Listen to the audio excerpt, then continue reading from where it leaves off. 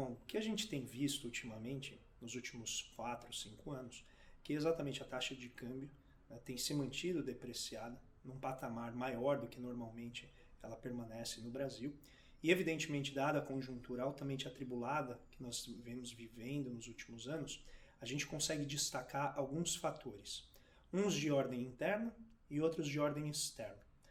Os de ordem interna estão bastante associados ao ciclo da economia brasileira, que vem passando desde 2014 por uma crise recessiva, em que a gente tem estagnação da atividade produtiva, né, uma queda brutal da atividade produtiva seguida de desemprego. Com isso, a gente também teve, ao longo desse período, uma redução da taxa de juros após um período de uma elevação muito grande. Então temos aí dois motivos elementares. O primeiro, atividade baixa, significa a gente demandar menos moeda, comprar menos de fora. E segundo, a gente também tem um problema, que é a redução da taxa de juros. Reduzindo a taxa de juros, diminui o diferencial entre o rendimento que o investidor estrangeiro tem aqui no país com relação àquele que ele pode obter lá fora. O resultado é então que esse dinheiro entre menos, em menor volume aqui ao longo do tempo. Além disso, o que a gente também consegue verificar no todo é que existe uma política de austeridade, né, chamada uma desvalorização interna. Isso também faz com que o custo do trabalho no país diminua. O resultado é então a gente se aproximar do custo do trabalho em outros países, o que dá para a gente uma medida de taxa de câmbio associada à estrutura produtiva.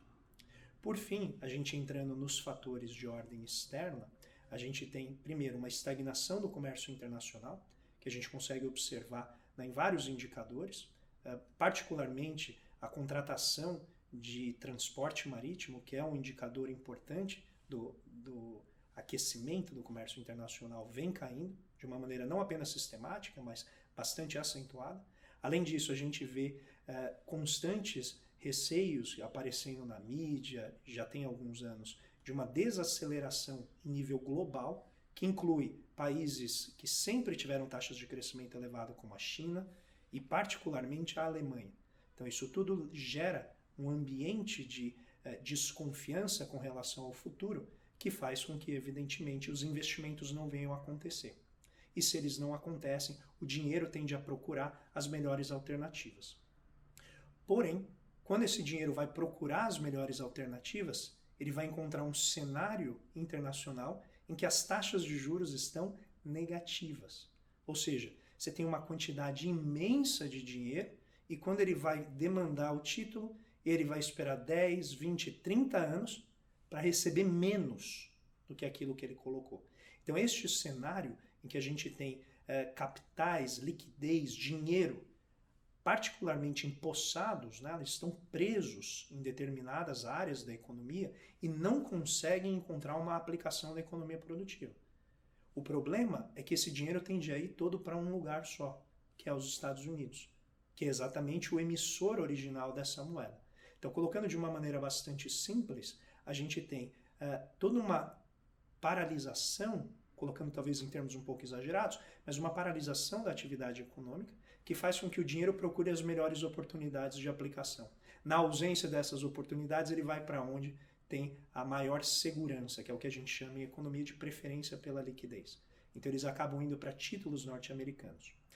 O problema é que ao correr para esses títulos norte-americanos, uma anomalia vem aparecendo. Qual que é essa anomalia? Esse dinheiro procura ativos muito longos, ou seja, ele vai procurar títulos de 10 anos. E aí tem uma máxima em economia que quanto maior o preço do ativo, menor o retorno dele. Então o que acontece? Quando o dinheiro procura o ativo de 10 anos, o preço desse ativo sobe, caindo o seu retorno.